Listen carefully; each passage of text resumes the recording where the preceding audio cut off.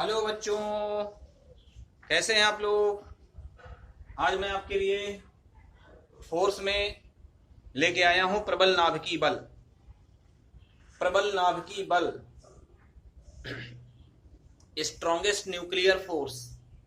क्या लेके आया हूं? प्रबल नाभिकीय बल, स्ट्रॉन्गेस्ट न्यूक्लियर फोर्स। बहुत अच्छी चीज है, इसको समझना बहुत जरूरी है। बहुत बढ़िया फोर्स है ये। और सबसे इसका नाम ही क्या है? प्रबल नाभिकीय बल। नेचर में जितनी भी फोर्सेस हम पढ़ेंगे उनमें सबसे स्ट्रांग फोर्स यही होगा। इसके बाद दूसरे नंबर पे कौन आता है, जो मैंने पहले आपको पढ़ाया है?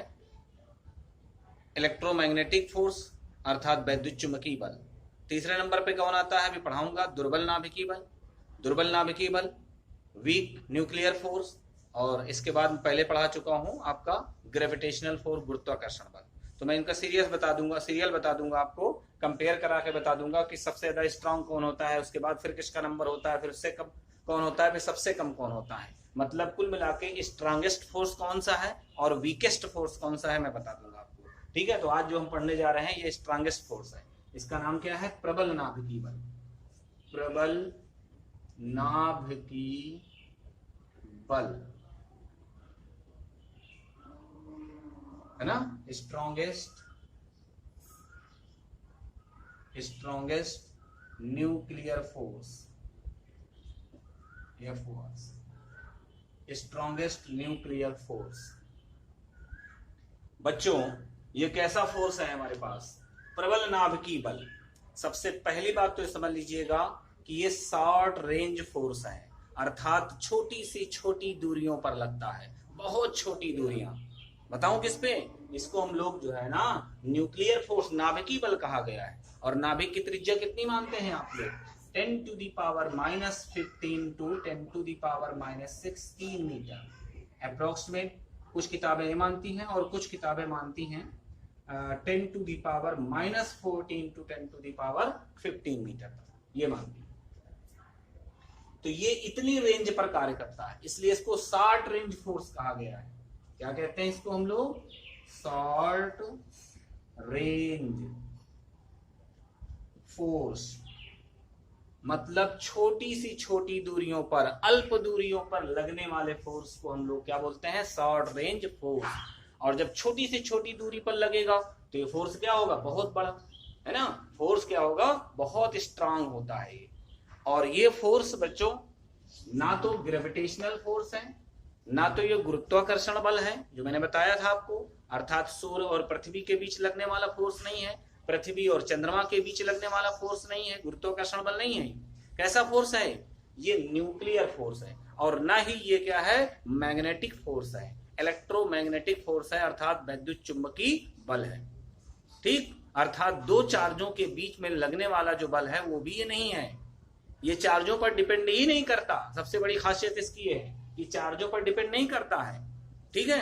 अब तुम जानते हो बच्चों कि नाभिक में, न्यूक्लियस में क्या क्या होता है।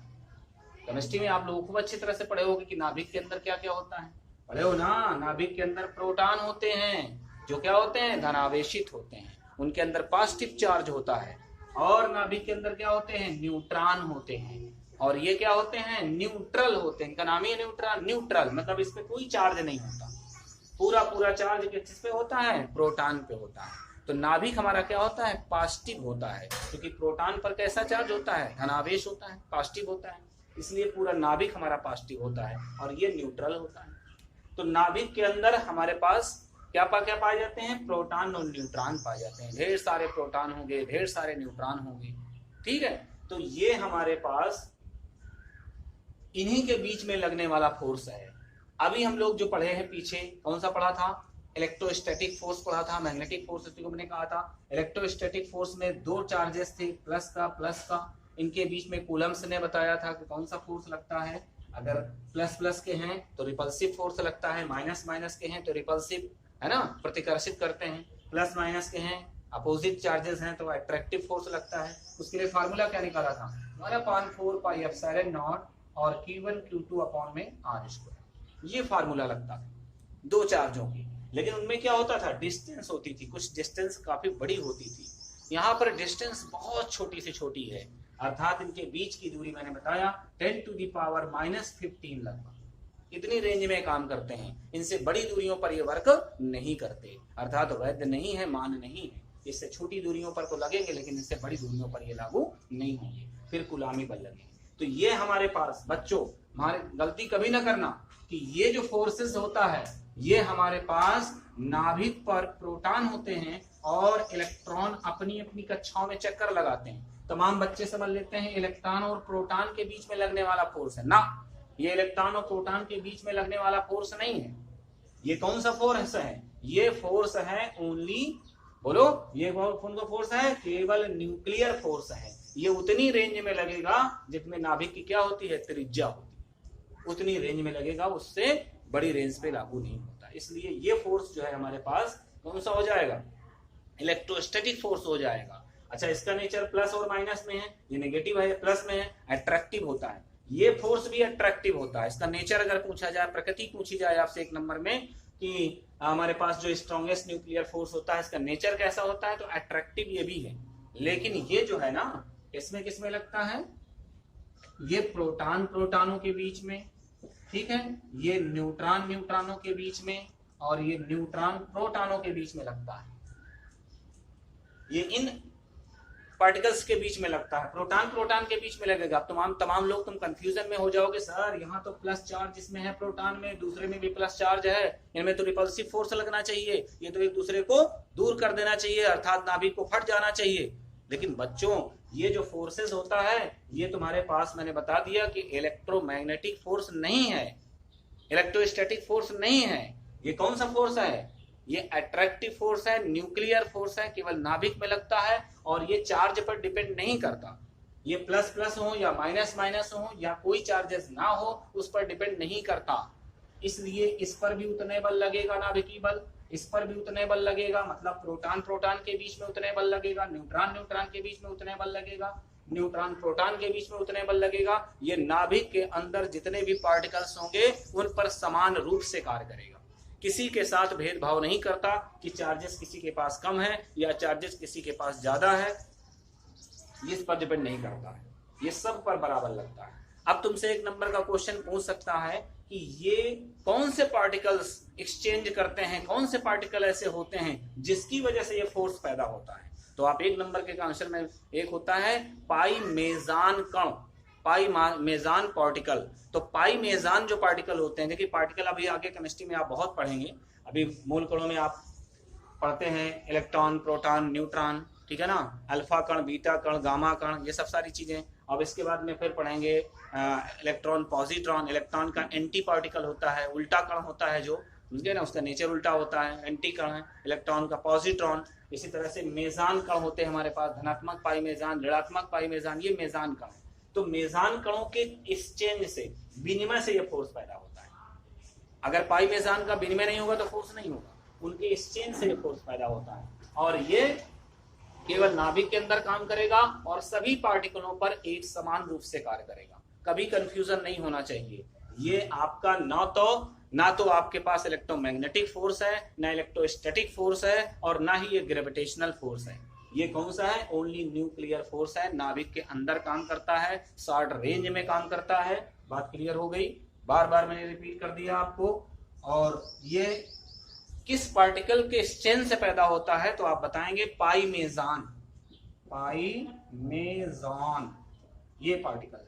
पाई मेजान पार्टिकल के एक्सचेंज से, उसके क्या है, इधर उधर दौड़ने से, भागने से, उसके एक्सचेंज से पैदा होता है, उसके विनिमय से पैदा होता है। ठीक, चलिए ये बात क्लियर हो गई। ये स्ट्रॉन्गेस्ट फोर्स है, बहुत बड़ा होता है। अगर हम ग्रेविटेशनल फोर्स से तुलना कराएं ना, गुरुत्वाकर्षण बल से, तो ये लगभग 10 की पावर 38 गुना बड़ा होता है।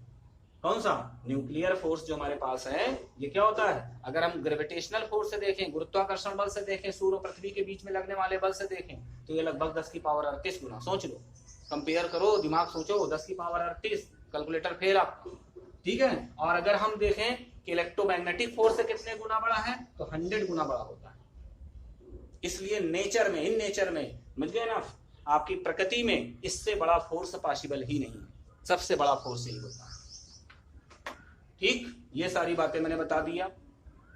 स्ट्रॉन्गेस्ट फोर्स के बारे में और मैं बात करना चाहता हूं। कि ये व्युत्क्रमण के नियम का पालन नहीं करता, क्योंकि इलेक्ट्रोमैग्नेटिक फोर्स नहीं है, ग्रेविटेशनल फोर्स नहीं है, इसलिए व्युत्क्रमण के नियम का पालन नहीं करता। ये बहुत बड़ा बल होता है, बहुत छोटी दूरी पर कार्य करता है ना। और क्या होता है, पाई मेजानों के विनिमय के द्वारा पैदा होता है। ये सब प्रॉपर्टीज हैं, विशेषताएं हैं, आप विशेषताओं में लिख सकते हैं इसको, क्योंकि पाई मेजान कणों के विनिमय के द्वारा पैदा होता है। और ये गुरुत्वाकर्षण बल की तुलना में 10 की पावर 38 गुना बड़ा होता है। और इलेक्ट्रोमैग्नेटिक फोर्स विद्युत चुंबकीय बल की तुलना में कितने गुना बड़ा होता है, कितना गुना बड़ा होता है बच्चों, 100 गुना बड़ा होता है। तो ये हमारे पास प्रबल नाभिकीय बल हो गया। इसके बाद दूसरा नाम मैं आपको देने जा रहा हूं, अगला नाम क्या है मेरे पास, दुर्बल नाभिकीय बल। दुर्बल नाभिकीय बल, ये भी नाभिकीय बल है, न्यूक्लियर फोर्स है, ये भी शॉर्ट रेंज में काम करेगा। इसके हमारे पास क्या हो जाएगा, इसको लिखेंगे वीक, क्या लिखेंगे, weak nuclear force. Nuclear force, ये वीक न्यूक्लियर फोर्स है, वीकेस्ट नहीं कहेंगे, क्योंकि गुरुत्वाकर्षण बल से ये भी बड़ा होता है। सबसे छोटा गुरुत्वाकर्षण, सबसे बड़ा प्रबल नाभिकीय बल। लेकिन दुर्बल नाभिकीय बल ये भी नाभिकीय बल है, नाभिक में ही ये भी पैदा होता है न्यूट्रॉन प्रोटॉनों के बीच में। लेकिन ये क्या होता है कि रेडियो एक्टिव तत्वों के अंदर पाया जाता है। रेडियो एक्टिव तत्व जानते हो, स्वतः विखंडित करने वाले तत्व, ऐसे पार्टिकल्स जो स्वतः अपने आप टूटते रहते हैं और होल लाइफ टूटते रहते हैं। अगर तुमसे कोई पूछ ले कि रेडियो एक्टिव तत्व का जीवन काल कितना होता है, रेडियो एक्टिव तत्व की जिंदगी कितनी होती है, तो आप बता देंगे इनफाइनाइट, क्योंकि उनकी लिमिट नहीं होती टूटने की, वो अपने आप स्वतः विखंडित होते रहते हैं, उनसे अल्फा बीटा गामा किरणें निकलती रहती है। अंडरस्टैंड? तो अच्छी तरीके से आप समझ लीजिएगा, रेडियो एक्टिव तत्व से जब बीटा पार्टिकल्स निकलता है तो वहां पर जो मूल पार्टिकल्स होते हैं, मूल कण होते हैं, उन कणों के बीच में जो बल काम करता है उस समय, रेडियो एक्टिव तत्व के विखंडन में जब बीटा पार्टिकल्स निकलता है तो मूल कणों के बीच में जो बल होता है उसी का नाम होता है दुर्बल नाभिकीय बल। बिल्कुल प्रबल की तरह है, लेकिन प्रबल में क्या होता है, वो स्ट्रांग होता है, और ये क्या होता है, वीक होता है, उससे कमजोर होता है। ठीक है ना। और इसमें क्या होते हैं, जब कुछ पार्टिकल रेडियो एक्टिव तत्व से निकलते हैं, अब जैसे मान लीजिए क्या है, एक बीटा कण निकलता है, तो न्यूट्रॉन हमारे पास क्या है, 0n1 न्यूट्रॉन, ये हमारे पास 3 पार्टिकलों में टूट जाता है। बीटा कण के 6 होने पर 3 पार्टिकलों में टूट जाता है, 3 पार्टिकल्स में। कौन कौन से, एक प्रोटॉन बना देगा, और इसके बाद में इलेक्ट्रॉन बना देगा, -1 बीटा 0, ये इलेक्ट्रॉन का सिंबल है, और एक निकलता है आपके पास एंटी न्यूट्रिनो, ये पार्टिकल्स है ये। तो जब न्यूट्रॉन कोई रेडियो एक्टिव तत्व के नाभिक से बीटा कण का उत्सर्जन होता है, बीटा कण निकलता है, तो उस कंडीशन में हमारे पास प्रोटॉन बनता है, इलेक्ट्रॉन मिलता है, और क्या मिलता है, बोलो, एंटी न्यूट्रिनो मिलता है। तो इनके बीच में लगने वाले फोर्स को नाभिकीय बल कहते हैं। ये न्यूट्रॉन का संकेत है आपके पास, ये न्यूट्रॉन है, और ये तुम्हारे पास प्रोटॉन का संकेत है, और ये तुम्हारे पास इलेक्ट्रॉन का संकेत है, और ये एंटी न्यूट्रिनो है, एंटी न्यूट्रिनो, एंटी न्यूट्रिनो ये होता है। ये उदासीन होता है, इसमें कोई चार्जेस नहीं होता। इलेक्ट्रॉन में -1 निगेटिव होता है चार्जेस, प्रोटॉन में पॉजिटिव होता है चार्जेस। इस तरीके से ये हमारे पास है। तो मैंने क्या बताया कि ये भी आपके पास दुर्बल नाभिकीय बल, ये भी न्यूक्लियर फोर्सेस है, ये भी 60 रेंज पे काम करता है, 10⁻⁻15 के रेंज पे काम करेगा, उससे बड़ी दूरियों पर लागू नहीं होगा, छोटी दूरियों के लिए लागू होगा। ये क्या होता है, रेडियो एक्टिव तत्व से जब अल्फा बीटा गामा किरणें निकलती हैं, अल्फा किरणें निकलती हैं, या बीटा जो होता है, वीक न्यूक्लियर फोर्स हमारा जो होता है, अगर कोई बीटा पार्टिकल्स का क्षय होता है तो किसी रेडियो एक्टिव नाभिक से जब बीटा पार्टिकल्स निकलता है तो उस 3 पार्टिकलों में टूट जाता है। 3 उसमें से 3 पार्टिकल्स निकलते हैं। कौन कौन से, प्रोटॉन आपका, इलेक्ट्रॉन और एंटी न्यूट्रिनो, ये पार्टिकल्स निकलते हैं। ये शॉर्ट रेंज पे काम करता है, बहुत छोटी दूरी पे काम करता है। ठीक है ना। अगर तुमसे कहा जाए कि ये किसके विनिमय से पैदा होता है, ये फोर्स किसके विनिमय, कौन से पार्टिकल्स के विनिमय से पैदा होता है, तो इसमें से पार्टिकल्स हमारे आएंगे बोसानो। इसमें पार्टिकल हमारे पास क्या होंगे, बोसानो, ये पार्टिकल बोसानो के एक्सचेंज से, बोसानो के क्या है, विनिमय से ये फोर्स पैदा होता है। ठीक है, बोसानो से। 1 नंबर के क्वेश्चन हो सकता है, कौन से पार्टिकल के विनिमय से या कौन पार्टिकल्स के एक्सचेंज से ये फोर्स प्रोड्यूस होता है, पैदा होता है, तो आप बताओगे बोसानो। याद कर लीजिए इसको, बोसानो के विनिमय से ये पैदा होता है। ठीक है ना। ये भी व्युत्क्रमण के नियम का पालन नहीं करता, प्रबल की तरह है नेचर में, केवल क्या है, क्या है आपका, वीक है, वीक, कमजोर है। बाकी प्रबल बल की तरह ही काम करता है, उसी तरह से है। न्यूक्लियर फोर्स ये भी है, ठीक है। बस इससे ज्यादा इसके बारे में नहीं बताया जा सकता है। रेडियो एक्टिव तत्व का जब आप लोग स्टडी करेंगे तो इसका आप लोग पहले से करेंगे। ठीक है बच्चों।